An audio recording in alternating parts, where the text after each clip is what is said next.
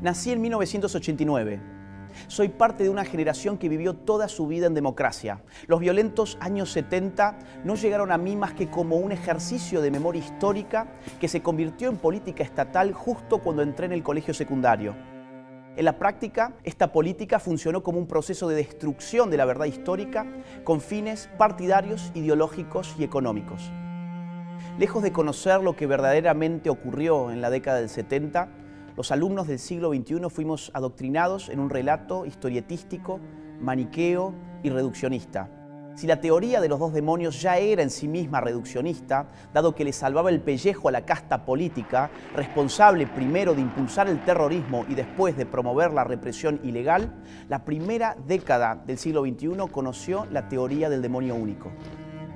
La teoría del demonio único dice más o menos así: el horror de la década del 70 empieza un 24 de marzo de 1976, día en que las Fuerzas Armadas encabezan un golpe de Estado, poniendo en marcha un plan de aniquilamiento de jóvenes idealistas que luchaban por un mundo mejor, dejando como saldo 30.000 desaparecidos. Esta era toda la historia que nos contaban en el colegio. Pero a mí algo no me cerraba. Me parecía que al relato le faltaban partes. Me parecía que la historia que me estaban vendiendo estaba sesgada e incompleta. Por eso, a mis 15 años, decidí empezar a investigar por mi propia cuenta. Accedí a numerosa bibliografía, recorrí hemerotecas y me entrevisté con protagonistas de la época, y así pude conocer mejor nuestro pasado. Mientras hacía esto, era notorio en el colegio que a la mayoría de mis profesores no les agradaba que un simple alumno pusiera en crisis la teoría del demonio único que ellos tanto se esforzaban por instalar. Recuerdo la incomodidad en sus rostros cuando les hacía preguntas que no podían o no querían responder. En una ocasión rompieron carteles de las víctimas del terrorismo que yo había llevado para que el resto de los alumnos no conocieran nada sobre estas víctimas. En otra ocasión llegaron a sugerirme que si no aguantaba el adoctrinamiento, me cambiara de colegio. Todo esto aumentaba en mí la pasión por la verdad histórica. Desde entonces entendí que la historia no es solo aquello que nos cuentan, sino sobre todo lo que nos atrevemos a descubrir.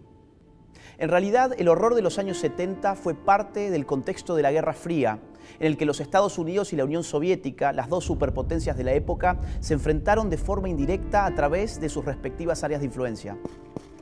Nuestra América Latina, en particular, fue el escenario de conflictos armados internos entre organizaciones terroristas y guerrilleras que respondían a los ideales del socialismo, por un lado, y por otro lado, las Fuerzas Armadas de los respectivos países que protagonizaron golpes de Estado en toda la región.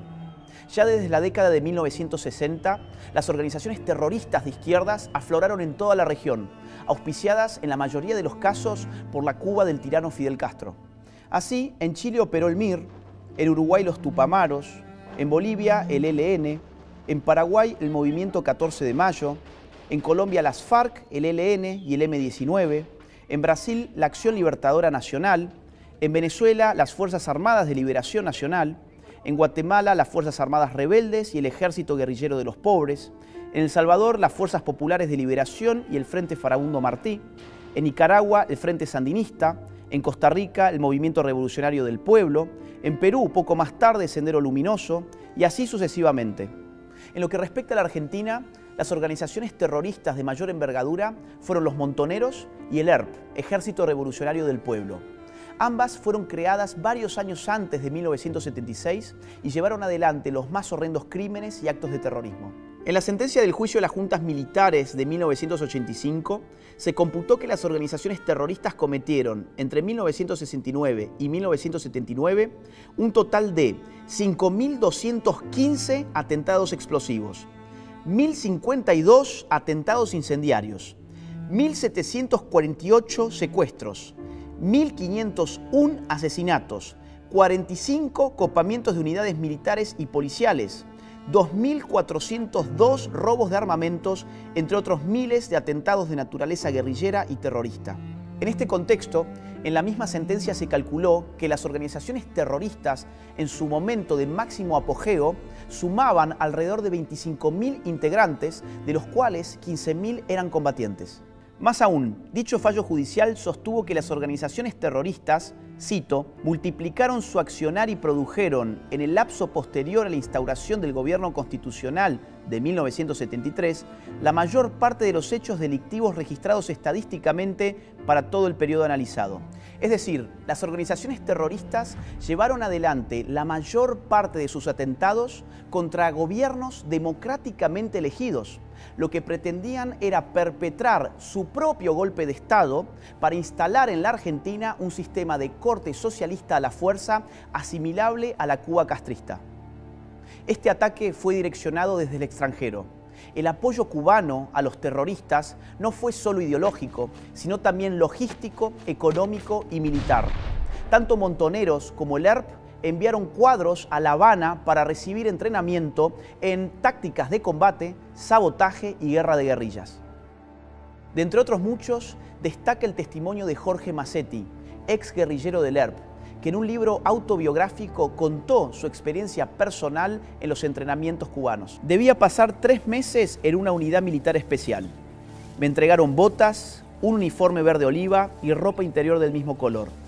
Me advirtieron que no podría salir en los 3 meses que duraría el curso y que mis movimientos debían limitarse a 50 metros a la redonda del área que me sería asignada. En mi vida había visto tantos fierros juntos: pistolas, revólveres, fusiles, subametralladoras, ametralladoras pesadas, granadas y hasta bazucas y lanzacohetes, más un montón de cajas de municiones.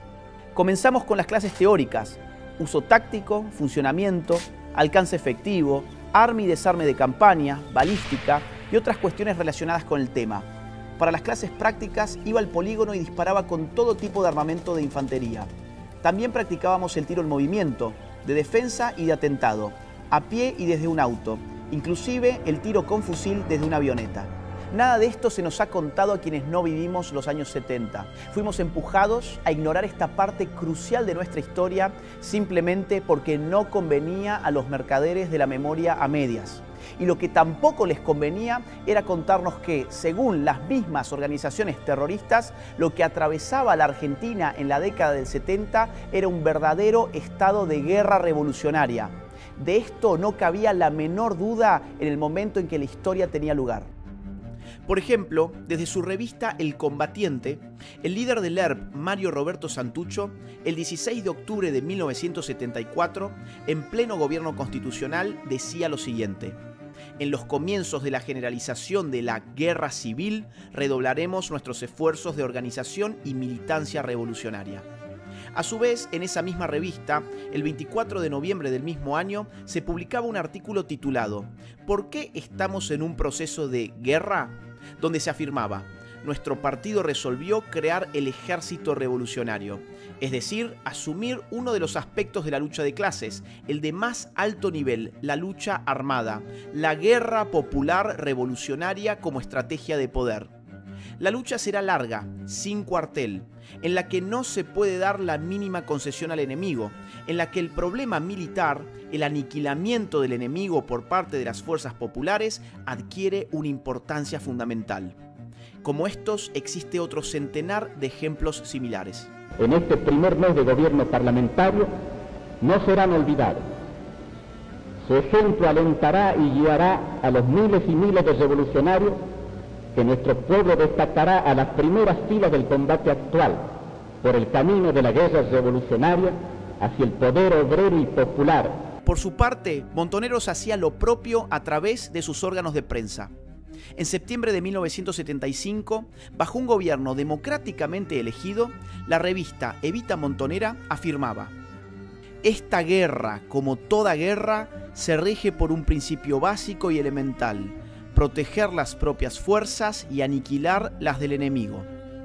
Montoneros siempre se definió como una organización político-militar. Pero emprender la lucha armada implicaba la eventualidad cierta de matar. No había demonios, había una guerra civil. El mismísimo Juan Domingo Perón, en una carta a Montoneros fechada en febrero de 1971, caracteriza como guerra revolucionaria lo que está ocurriendo en la República Argentina. Totalmente de acuerdo en cuanto afirman sobre la guerra revolucionaria. Es el concepto cabal de tal actividad beligerante. Han de comprender los que realizan la guerra revolucionaria que en esa guerra todo es lícito si la finalidad es conveniente. Ya en 1974, a través de otra carta, esta vez dirigida a los militares del Regimiento de Azul, que había sido atacado por los terroristas, Perón calificó a estos últimos como psicópatas, a los que hay que exterminar uno a uno para el bien de la República. Por cadena nacional, Perón habló a todos los argentinos y dijo que había que aniquilar cuanto antes este terrorismo criminal. El lenguaje bélico es patente. Mientras los hechos se desarrollaban, los protagonistas hablaban y actuaban sabiéndose parte de una guerra revolucionaria. Por eso, tras el retorno de la democracia, incluso en la sentencia del juicio a las juntas militares de 1985, se reconoció lo siguiente. En consideración a los múltiples antecedentes acopiados en este proceso y a las características que asumió el fenómeno terrorista en la República Argentina, cabe concluir que dentro de los criterios clasificatorios que se vienen de expresar, este se correspondió con el concepto de guerra revolucionaria. Sin embargo, los promotores de la teoría del demonio único han negado la existencia de una guerra en la Argentina de los 70. Para ello, han acusado a quienes describen como un conflicto bélico lo ocurrido en aquel periodo de intentar justificar los horrores cometidos por las Fuerzas Armadas. No obstante, la realidad es exactamente la opuesta. Quienes han negado la guerra revolucionaria lo han hecho con el propósito de borrar de la historia los horrores cometidos por las organizaciones terroristas y para eliminar de la memoria colectiva a sus víctimas. La historia debe contarse completa o se convierte en un instrumento de manipulación política. No hay tal cosa como una verdad a medias. La omisión de lo necesario es tan grave como la afirmación del error. Si borraron de la historia las atrocidades de las organizaciones terroristas, también se encargaron de ocultar el hecho de que los métodos ilegales de represión estatal comenzaron durante el gobierno democrático anterior al 24 de marzo de 1976. En efecto, durante la presidencia de Juan Domingo Perón, se creó y empezó a actuar la AAA, una organización paramilitar vinculada al gobierno que secuestró y asesinó a cerca de 500 personas. Además, en febrero y en octubre de 1975, el gobierno de María Estela Martínez de Perón ordenó, por medio de 2 decretos del Poder Ejecutivo, las operaciones militares y de seguridad que sean necesarias a los efectos de aniquilar el accionar de los elementos subversivos, primero en Tucumán, provincia dominada por el ERP, y luego en todo el país. Por entonces ya era frecuente que los órganos de prensa de los terroristas denunciaran métodos de represión ilegal como la técnica de la desaparición forzada de sus integrantes. Por ejemplo, en su número de marzo de 1975, la revista Evita Montonera daba cuenta de un número indeterminado de secuestrados y desaparecidos. Asimismo, las organizaciones guerrilleras le endilgaban al gobierno la responsabilidad por los asesinatos de la AAA.